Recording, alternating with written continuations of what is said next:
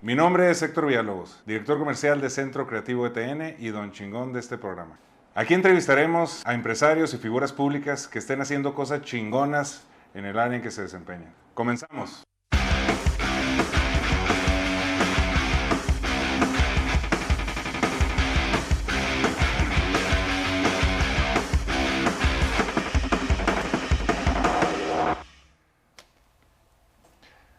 Bienvenidos a esta segunda entrega de El Chile Chilaca, al Chile Chilaca, en su temporada 0.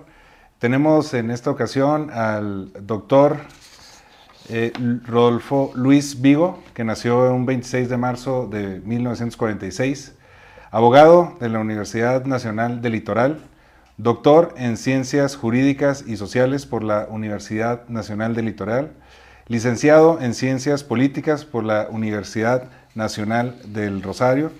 Pues ha ostentado muchos puestos, tanto académicos como ha sido magistrado, ha tenido su currículum es demasiado vasto para mencionarlo todo. Ha escrito más de 30 libros, 9 de ellos dedicados a sus nietos. Se encuentra, según tengo entendido, escribiendo el 10º libro dedicado a su nieta. Delfina. Delfina, muchas gracias. Delfina, sí, efectivamente. Nos comentaba, ya habíamos estado, les platico, habíamos estado ya en esta plática pensando que estábamos ya grabando la transmisión.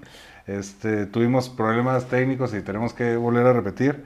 La plática estaba siendo muy agradable, nos estaba diciendo cómo los argentinos se sienten intimidados cada vez que juegan contra la selección mexicana. Entonces, un poquito nomás, apenas un poquito. Que les sirva para corregir ahora y ya hablarnos un poco de ese Dios que tienen ustedes en el Barcelona, que es Lionel Messi, ¿no? Inequívoco, así se lo reconoce mundialmente, y efectivamente hace cosas que los seres humanos no pueden hacer. Entonces, si no es Dios, es semidios, que es casi lo mismo, ¿no? La verdad que platicábamos en la entrevista cuando inició, que no pudimos grabar, la pasión que hay en Argentina en el tema de fútbol. El argentino de por sí es apasionado. Yo soy aficionado del rock. En Argentina el rock es... Rock nacional. Es todo. Sí. Y incluso grupos como Megadeth o Metallica, Offspring, que van a Argentina, se topan con esta multitud de gente que está brincando 2 horas, 3 horas, coreando las canciones, que es impresionante. Eso se traslada al fútbol y sin conocer la tierra donde ustedes, pues eso se nota a leguas, esa pasión que tiene el argentino hasta en los partidos de fútbol. Perdón, doctor. No, yo te iba a agregar que en ese sentido es un rasgo más de una cultura característica argentina que tiene, a veces se nos vincula más a España y sin embargo en el fondo somos más italianos en los rasgos culturales. Y en el fútbol sí, como decíamos en esa previa, uno siendo argentino no puede ser indiferentes y esto se alimenta de diversas maneras. Yo te contaba que en general en las ciudades muchas veces hay 2 equipos. En mi ciudad de Santa Fe tenemos Colón de Santa Fe y Unión de Santa Fe. Y esto se traslada al plano familiar. El lunes, el domingo, todo el mundo está con mayor o menor pasión expectante para ver cómo sale el resultado del fútbol. Incluso más, no tanto preocupado para que gane el equipo de uno, sino para que pierda el equipo rival. Sí, claro. Eso es más importante, ¿no? Porque si no el lunes uno recibe cargadas la humillación. La humillación y para un argentino esto de que se lo humille no es fácil, ¿no? Por eso porque también son humildes los argentinos, ¿no? Obvio, eso lo sabe todo el mundo, sí. Lo sabe todo el mundo. No, digo, pero yo te decía hoy de que se traslada al plano familiar. Por ejemplo, en mi familia, nosotros, digamos, por el lado de mi familia, somos colonistas. Yo tengo 4 hijos son colonistas. Sin embargo, se me han colado tatengues, unionistas, ¿no? Tatengue de Unión. Es de Unión, ok. Incluso mi primer nieto... Están desagrados, supongo, ya de inicio ya no pueden entrar al testamento. Eso por supuesto, Claro. pero el problema es que hay que tolerarlos durante muchos años. Entonces... Son como los familiares incómodos que tienes que tolerar. No, no. La verdad es que en ese sentido uno ve que más allá de las calidades humanas, lo cierto es que yo te contaba hace un rato que tengo un nieto de 13 años que mi consuegro, el otro abuelo, lo hizo tatengue. Se tomó el trabajo, lo llevó a la cancha y así uno se hace de un club, no es una elección racional. Claro. Entonces Tatengue es fanático y bueno, por supuesto, sin embargo eso broma, pero lo broman mucho cada vez que pierde Unión mis hijos que son de color, ¿no? Y en fin, esto se vive mucho internamente en las familias argentinas. ¿Usted ha tenido la oportunidad de convivir en el ambiente profesional y académico con varias personas en toda Latinoamérica? ¿Qué puede encontrar como punto de coincidencia entre todas estas culturas que, si bien tenemos historia algo en común, la misma historia se ha encargado de separar un poco por las costumbres propias de cada región? Pero ¿qué podría ser ese punto de unión que tengamos los pueblos? Bueno, yo más bien te diría que por supuesto hay ciertas tradiciones bastante visibles, supongamos, la cuestión de la importancia de la familia.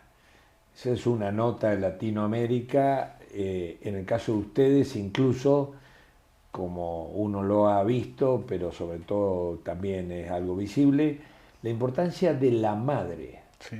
Eso es una cosa llamativa en ustedes. El peor insulto alude a la madre, como no puede ser de otra manera. Y al padre se le puede decir cualquier cosa, pero a la madre no se embroma. Es algo, una práctica regular que tenemos en las tertulias. Es precisamente, México es un país machista, sumamente machista. Nosotros, de provincia, como nos dicen en el DF, Claro. viniendo de una ciudad pequeña como lo es Chihuahua, se nota más ese machismo. Pero a los machistas, las mujeres nos mandan. Sí, No es se una entiende- paradoja. No se entiende el machismo una sin el paradoja. control de Totalmente. las mujeres en la familia. Sí, sí, totalmente, y eso uno da fe de eso. Ese es un rasgo, la importancia de la familia. La importancia de la amistad. Los amigos, me parece que en el caso de Latinoamérica, me parece que tienen una cuota digamos, de transparencia, de sinceridad, de entrega. En tercer lugar, me parece la generosidad.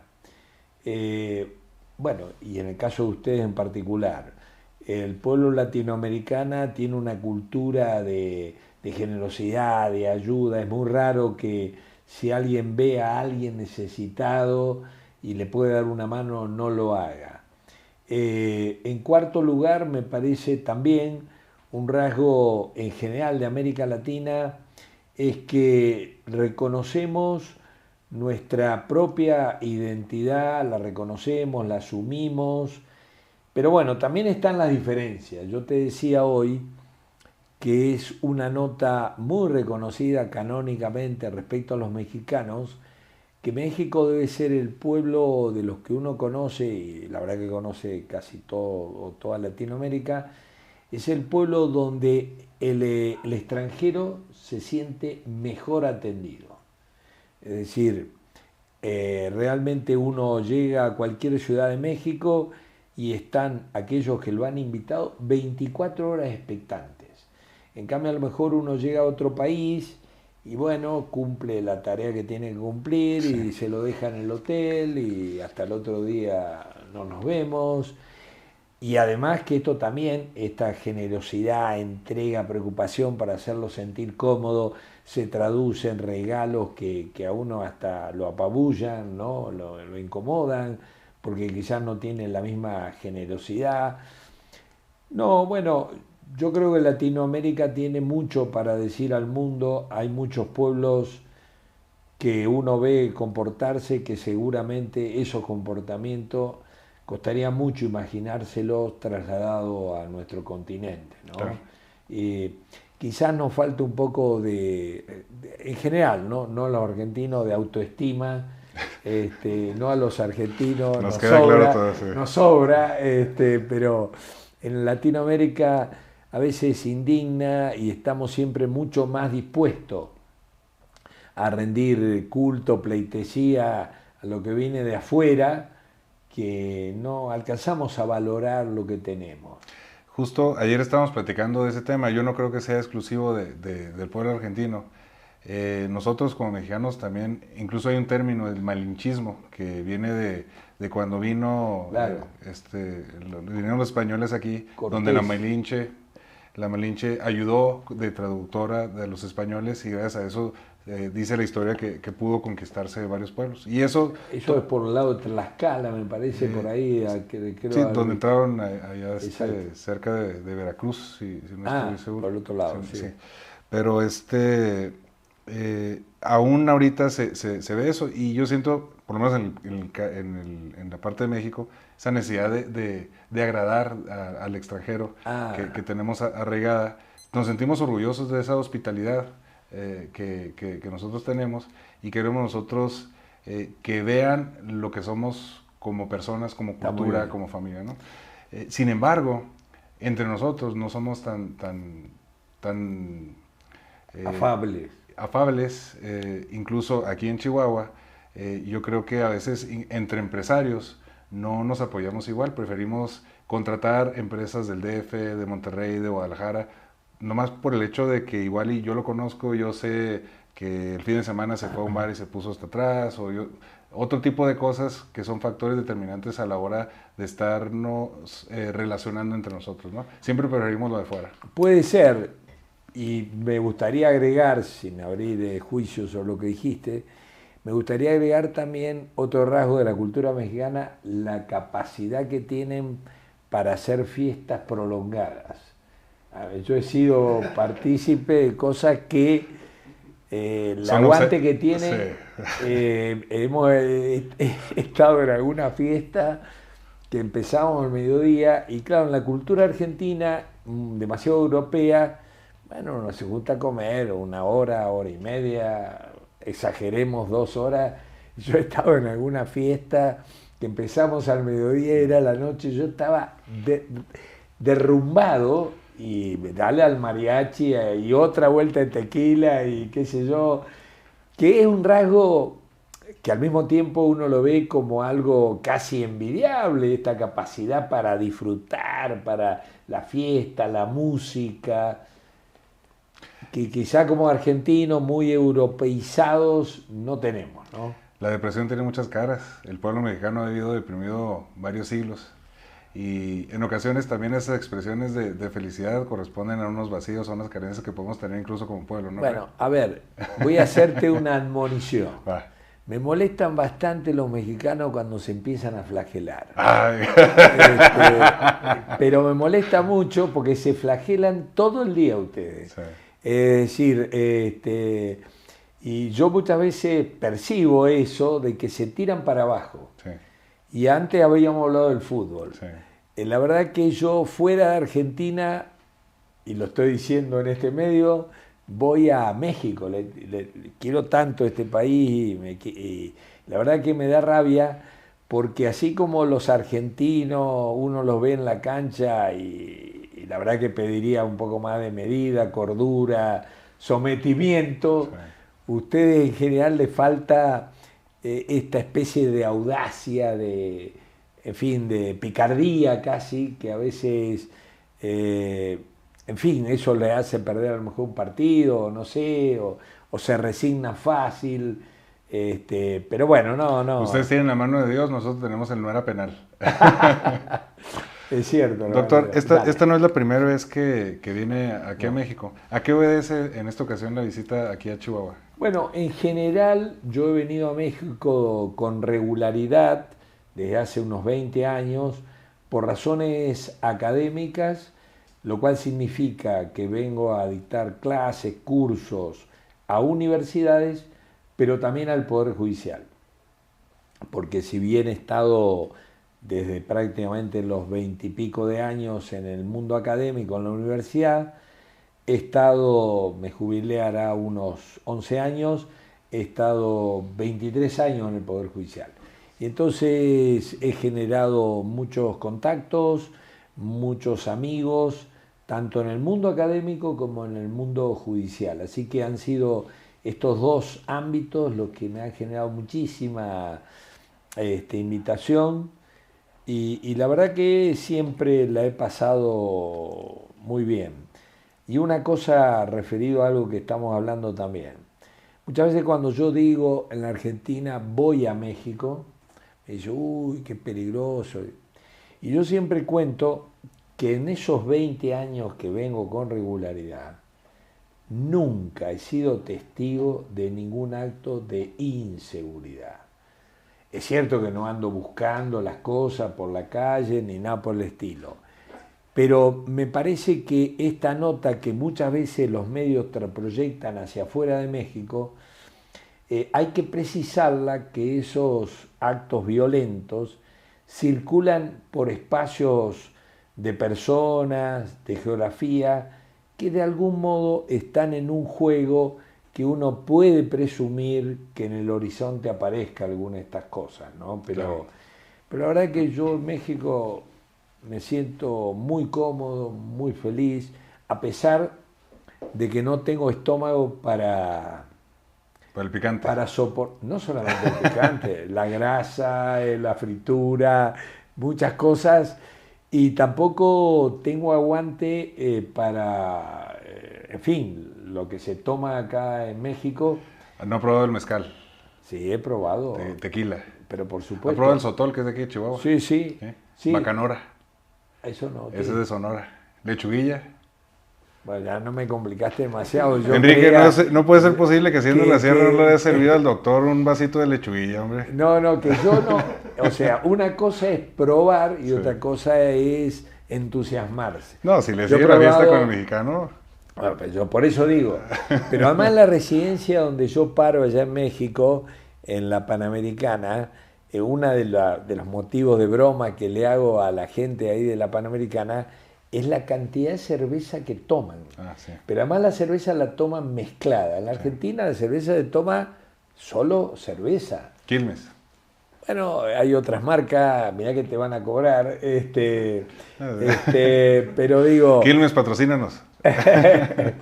No, digo, la verdad es que no, la mezclan con muchas cosas raras, ¿no? Para lo gusto nuestro. Sí. Pero yo he probado chapulines, guacamole, huitzacotle, sí, que son los hongos que... del maíz, el negro, eso. No, he probado de todo, pero probar no quiere decir, en fin, insistir. Claro. Porque siempre le tengo miedo, como dicen ustedes a veces, la venganza de Moctezuma, sí, que aparezca ahí. Un dato interesante, la venganza de Moctezuma se da por unas bacterias que vienen con lo que le echas a los tacos. Puede venir en cilantro. En el cilantro es donde vienen esas bacterias. Entonces realmente si se enferma, es más probable que se enferme por las bacterias del cilantro que está al aire libre, vaya, que por la misma preparación. Pero usted tiene una cultura tan fuerte. Yo te contaba antes que tuve un hijo médico, tengo un hijo médico, que estuvo un año acá en la Ciudad de México, en Coyoacán, en el Hospital de la Ceguera, y claro, al principio tenía resistencia a la comida mexicana. Pero sin embargo la comida mexicana lo pudo y le gusta de una manera... Debe ser el que más sabe de comedores mexicanos en la Argentina en estos momentos, ¿no? Y le encantan los tacos. Yo venía a verlo y me sugería, por ejemplo, mirá, papá, viejo, en realidad, mirá, viejo, hay un lugar para comer en la calle donde se come el taco al pastor que es una cosa de loco. Y yo le decía, pero yo voy a ir no tengo cultura para ir a comer en la calle y menos un taco al pastor, digo por razones de aguante, que el estómago aguante. No, pero bueno, eso te decía de que vengo por estos dos nichos y tengo muchos amigos, tanto académicos como jueces. Y he publicado en fin, bastantes cosas acá en México, en distintas editoriales mexicanas. Hay algo que me llamó la atención cuando estaba haciendo la investigación al respecto suyo, que me llamó mucho la atención, y es un decálogo profesional que encontré donde se menciona: sé prudente, sé justo, sé valiente, sé solidario, sé leal, sé responsable, sé estudioso, sé humilde, no mientas. Eh, nosotros, los latinoamericanos, nosotros Sí. como mexicanos que a veces no nos cuentan como parte de Latinoamérica, no sé si por la lejanía que tenemos con Sudamérica, No, no. o la cercanía que tenemos con Estados Unidos. Sí, nosotros estamos, sobre todo aquí en el norte, muy influenciados por la cultura estadounidense. Mencionamos ahorita, antes de comenzar la entrevista, el caso del fútbol americano. No me haga poner mal. No, no, Sí. lo único que nos queda claro es que sentimos una atracción mutua hacia los 49 de San Francisco, que es un equipo de la NFL que probablemente no conozca. Ni idea, ni tampoco me importa nada, ¿no? Está claro que no me importa nada. Sin embargo, el tema del derecho, de la filosofía, de la ética, pues son temas universales, ¿no? Aquí en México, pues el derecho está influenciado por el derecho romano, viene de los griegos también esa parte filosófica de la ética. Aquí en México se adoptaron muchas cosas que tenían los pueblos originarios de aquí, como los aztecas. Ha sido una mezcla diferente, probablemente la que haya sido en Argentina, y ahora con este sistema oral también pues está metiendo varios aspectos de esta forma de ver el derecho inglés o Sí. de Estados Unidos.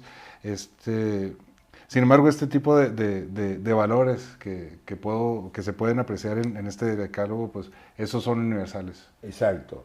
Bueno, a ver, algunas glosas respecto a lo que dijiste. Sí, Latinoamérica participa en líneas generales del mismo derecho. En buena medida es un derecho que importamos de Europa, y sobre todo de Francia, de ahí venimos, el derecho nuestro más extendido, pero sin embargo el mundo anglosajón pesa en todos los terrenos y del derecho, Sí. ¿no? Y efectivamente el sistema jurídico del common law es muy diferente al nuestro, ¿no? En definitiva, a grandes rasgos y rozando de vuelta con la ética, yo te diría, el derecho europeo en general confía en la ley y en las instituciones. El derecho del common law confía en las personas, no en la ley y en las instituciones. Y prueba un poco de esto es que mentir, en nuestra cultura, una mentirita no se le priva a nadie, ¿cierto? Es cierto. Pero en el mundo anglosajón, la mentira en manos de un abogado, etcétera, equivale a obstrucción de la justicia. Es algo realmente muy grave. Y por ejemplo, en el proceso a Bill Clinton, él logró superar el impeachment, sin embargo, por haber mentido, perdió la matrícula de abogado en Alabama. Sí. O sea, la mentira tiene una resonancia, incluso esta especie de confianza que a los latinoamericanos nos sorprende cuando te hacen llenar esos formularios, te dice, usted viene a matar al presidente, Sí, son preguntas reales. viene a poner bomba. Claro. ¿Es Digo, usted un terrorista? estamos exagerando, que a nosotros nos resulta casi ingenuo, Sí. naif, y ellos se lo toman en serio porque mentir es algo grave. Es Digo, un agravante, de hecho, ¿no? Sí. no, pero es obstrucción de justicia. El que miente está ya puesto en sospecha. Pero digo, ese es un rasgo que desgraciadamente en nosotros, Latinoamérica, por Europa, en buena medida, en definitiva, creemos que la mejor sociedad vendrá de la ley. Y la sabiduría popular dice que echa la ley y echa la trampa. Y además las mejores instituciones, cuando uno las pone en manos deshonestas, terminará funcionando deshonestamente. La peor institución, uno la pone en manos honestas y terminará funcionando honestamente.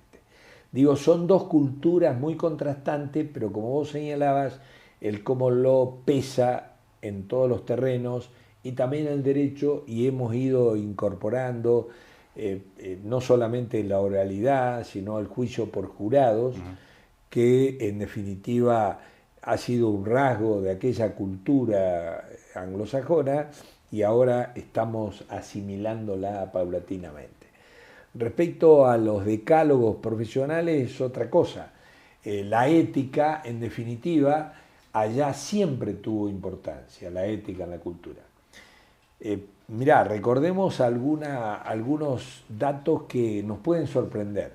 Leímos los diarios estos días que el CEO de McDonald's fue destituido por estar con amoríos por una empleada. Claro, si esto lo procuramos trasladar a nuestra cultura resultaría algo absolutamente insólito. El último juez incorporado a la Corte Suprema de Estados Unidos, en el Senado se le entró a investigar y luego investigó también el FBI una denuncia, lo estaban por designar como juez de la Corte Suprema de Estados Unidos, una denuncia por lo que había hecho ese candidato cuando tenía 18 años en una fiesta estudiantil. Yo me imagino que si me investigan lo que yo hacía a los 18 años, corro el riesgo que me saquen la ciudadanía, Claro, ¿no? sí.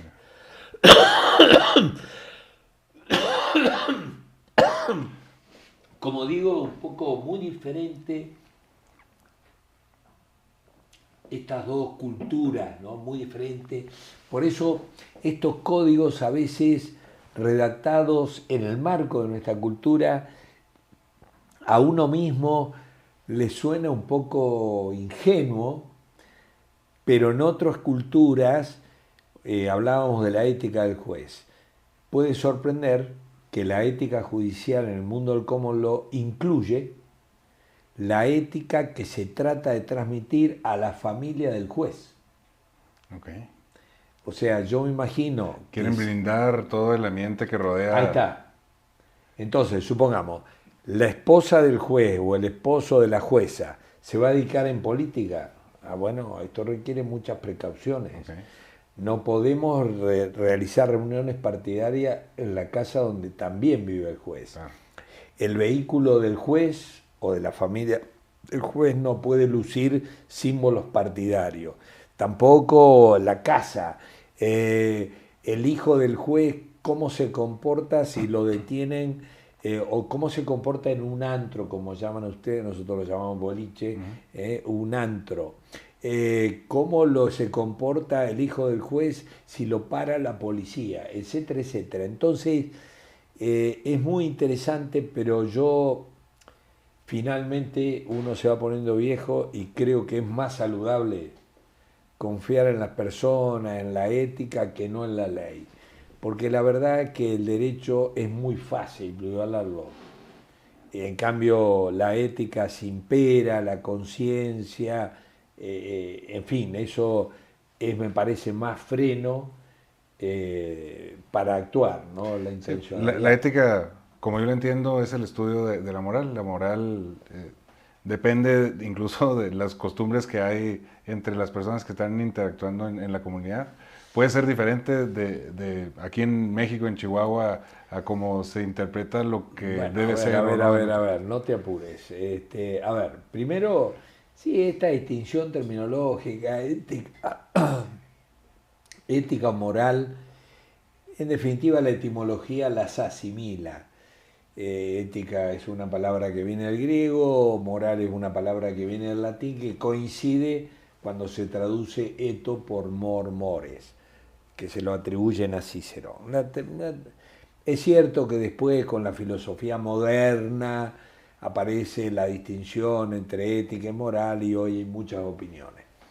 Pero vos hiciste una afirmación que me gustaría polemizar, es que aquello que, en fin, la moral, como que estuvieras reconociendo solo la moral social, la moral de cada pueblo.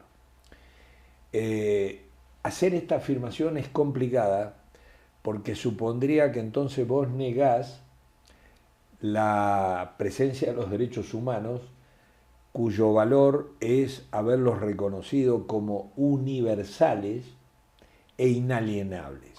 Esa moral racional es la que me permite juzgar que si en un determinado pueblo, conforme a su moral social, no la dejan ser candidata a una mujer por ser mujer, a pesar de que esa es la moral social, desde esa moral racional vos podés decir, esto es insostenible en términos racionales.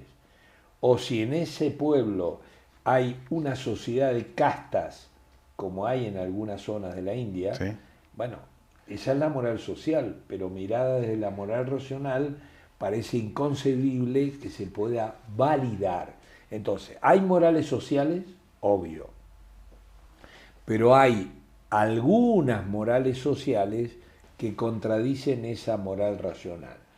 Pero dicho de otra manera, hay muchísimas morales sociales compatibles con la moral racional.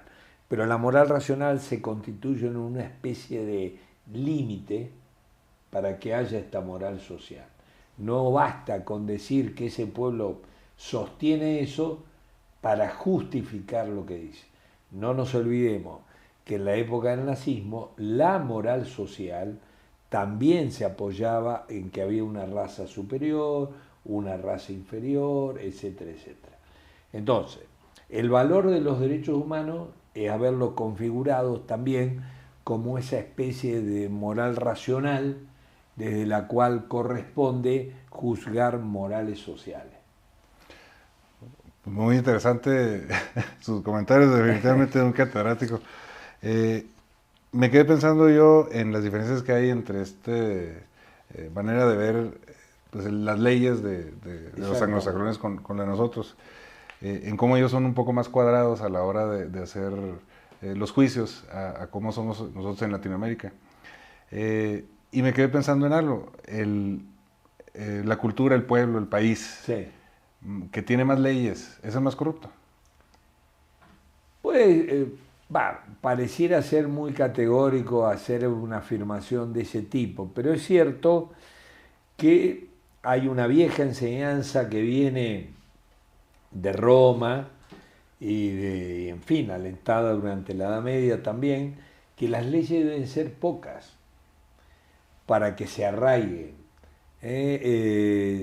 No sé si es signo de debilidad, pero es cierto que puede ser signo que como le falta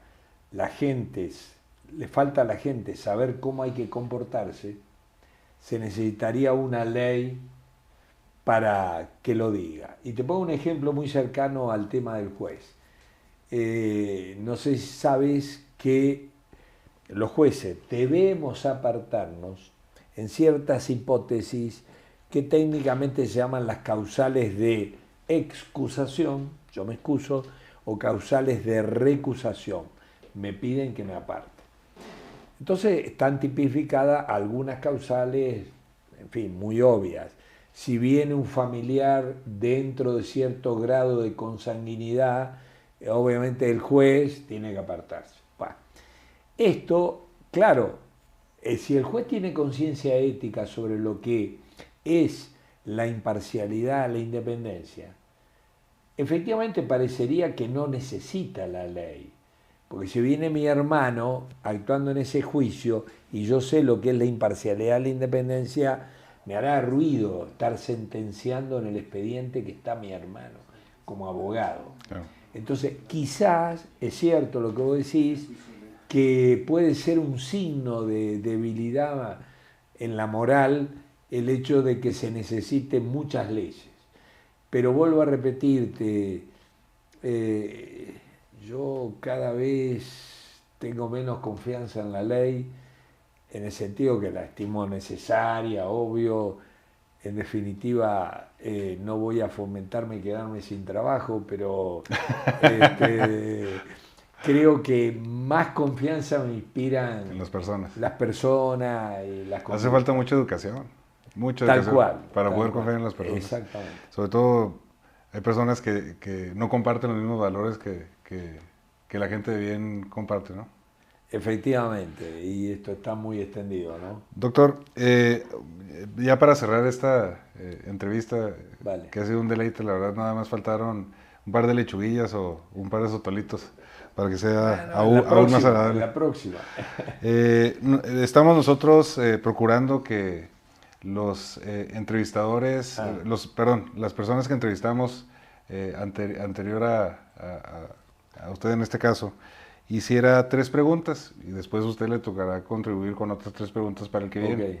Usted no sabe quién va a ser el entrevistado, si es hombre, si es mujer, a qué se dedica, nada. Y le va a hacer 3 preguntas. Vale. En este caso le voy a leer las 3 preguntas que nos hizo el favor. Saca el cuchillo bajo el poncho. Sí, sí. Luis Holguín nos hizo el favor de poner nuestras preguntas. La primera es, ¿qué libro o película te gusta más y por qué?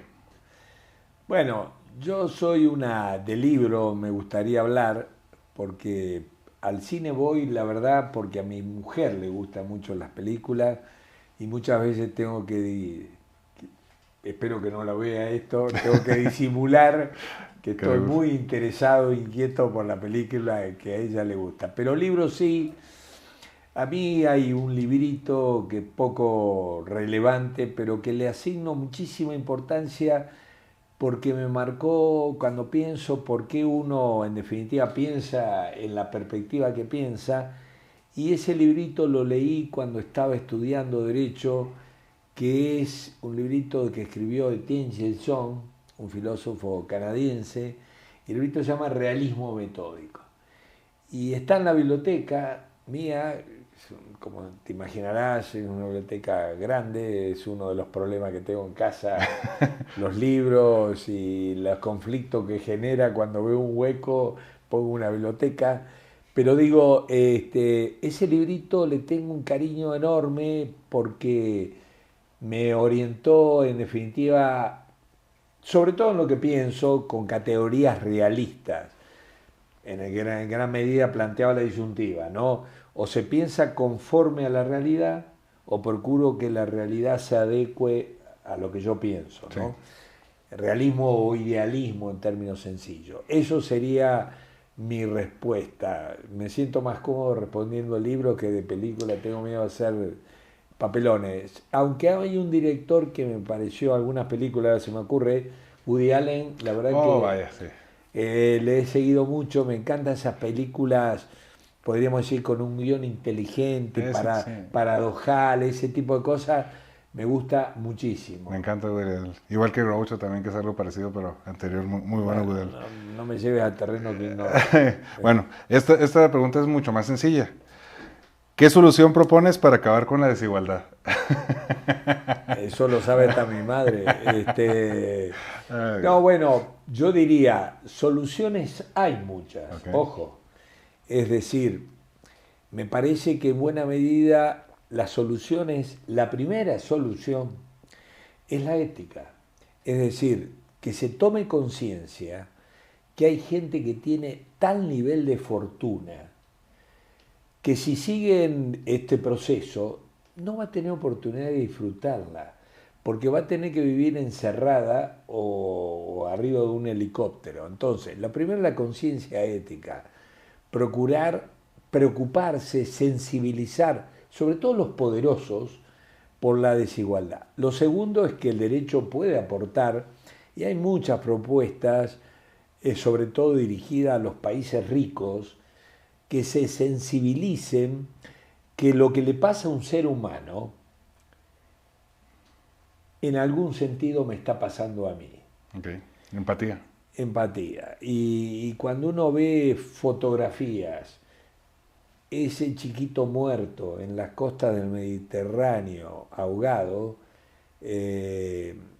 yo soy bastante racional, pero eso es una bala que mueve y bueno, y mil imágenes, ¿no? Entonces, yo diría sobre todo eso en particular, la sensibilidad ética, mucha prédica.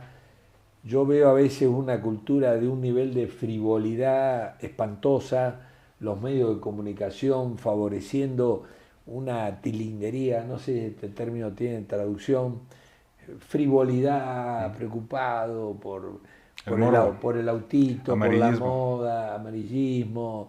Y la verdad es que estas cosas que carecen de toda importancia, Claro. y empezar a darle importancia a la educación de vuelta, que las cosas tengan algún... Los griegos decían que uno se va pareciendo a lo que ama. En nuestras sociedades, desgraciadamente, no nos proponen modelos que sería aconsejable que la juventud ame.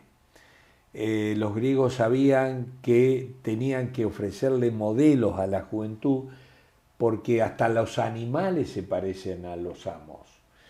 A ver, vos decías hoy del rock. Sí. Si yo amo, porque en fin, voy a los conciertos, bla, bla, bla, a alguien que del rock pesado, es muy probable que termine siendo heavy a la hora de vestirme, ¿sí o no? Claro, sí. Por eso digo, me parece que... Los tatuajes que yo uso no son por el mariachi. Bueno, sí, no puedo contar anécdotas, pero sí, muy tempranamente descubrí a Vicente Fernández, muy tempranamente y casi a la fuerza. Pero le gusta ahora. Sí, me gusta, pero digo, no, me gusta. A mí, en general, las culturas folclóricas me gustan, y me gusta mi folclore, la samba, la chacarera. De hecho, cuando era joven, claro, en aquellos tiempos, mis padres... En los 90s, 80s, 90s. Un poco más después, no me hagas tan viejo, ¿no? Me casi ofensivo. Oye, pero pues, disculpe, doctor. Me mandaron a enseñarme y sé bailar algunas danzas folclóricas, chacarera, samba, algo de malambo. Bueno, no sé si me da el cuero, pero la coreografía la sé. Bueno, yo si me pongo a bailar, ahí sí lo va a encontrar verdaderamente ofensivo, doctor. La última pregunta es, ¿qué acción realiza personalmente para combatir el cambio climático? Ah, bueno. A ver, sí, es un tema que, de vuelta a la ética, si pensamos que vamos a resolver el cambio climático con el derecho, estamos equivocados. Okay. Porque en el fondo el cambio climático en definitiva se procurará controlar en la medida que la ética de la ciudadanía, porque lo que yo hago con la pilita o con la botella de plástico en medio del océano o en medio de la montaña, eso es conciencia ética. Si se pretende poner un policía al lado de cada ciudadano para que deposite las cosas en los lugares que tiene que depositar, en fin, estamos perdidos. A mí el cambio climático, obviamente, percibo que los jóvenes tienen muchísima más sensibilidad que nosotros. Lo veo en los nietos, lo veo en alguna hija que me reta cuando dejo, mi hija más grande, que me reta cuando yo dejo abierta la canilla innecesariamente del agua, que en la Argentina, si algo nos sobra es el agua. Pero digo, sí, yo creo que, de vuelta a la pregunta anterior, me parece que hay bastante conciencia ética en la gente común, pero falta esa conciencia ética en los poderosos. Puede ser, yo creo que si bien puede haber conciencia en la gente de pie como nosotros, no hay congruencia, porque aunque sepamos o estemos siendo instruidos recientemente de lo que debemos de hacer, no lo hacemos realmente. Puede ser, sí, puede ser. A ver, veo en la gente joven que tiene más conciencia que yo sobre el tema. Mi hija, mis nietos, veo reacciones que me parece que ellos lo hacen más fácil, que yo tengo que racionalizarlo y dirigir el comportamiento, ¿no? Doctor, ahora es su turno de poder contribuir con pregunta. esto. 3 preguntas para el siguiente invitado. Invitado o Bueno, invitada. Sí, a ver. ¿Puede ver a qué cámara? Ahí, a esa cámara. Bueno, mi primera pregunta sería si ese invitado tiene que le han dicho que se acaba el mundo y que tiene que llevar un libro porque al lugar en donde a él lo van a dirigir, él va a mantener la vida, tiene que llevar un libro a a un líder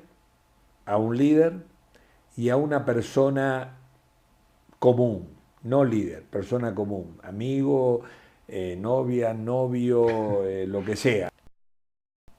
¿Quiénes eligen? No, el libro lo puede dar el nombre, al líder le puede dar el nombre, supongo que va a estar más complicado que dé el nombre, pero sí identifique. La llevo a uno de mis hijos, lo llevo a mi madre, lo llevo a mi padre, en fin, un desafío de ese tipo. La segunda pregunta es que ¿cuál es el problema más grave que ve en la sociedad actual de su país? El problema más grave, que más le inquieta.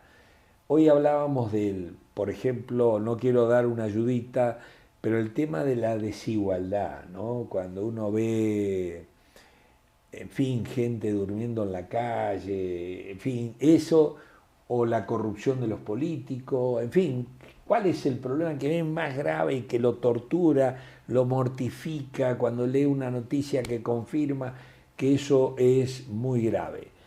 Y lo tercero es que cómo le gustaría que lo recuerde, con qué rasgo de la personalidad le gustaría que lo recuerde. Puede ser en cualquier terreno, porque fue un gran jugador de fútbol, porque fue un gran amigo, un gran padre, un gran profesor, un gran profesional, en fin, ¿con qué rasgo le gustaría que lo identifique? Muy interesantes sus preguntas. Metió en un aprieto a nuestro próximo invitado. Así lo espero. Doctor, pues ya despedimos el programa. Le agradezco nuevamente su presencia. Aquí van a aparecer las redes sociales. No alcanzo a ver el monitor, me imagino que están apareciendo las mías. El Twitter es @Héctor Villalobos. Sigan por favor las redes de Al Chile Chilaca. Y pues nos despedimos. Muchas gracias a todos. Muchas gracias, doctor. Un gusto. Gracias por la visita y No, esperemos tenerlo muy pronto de vuelta. Queda comprometida la bebida esta que me dijiste. Yo le traigo la lechuguilla y nos la tomamos entre los dos. Vale. Muchas gracias. Hasta luego a todos.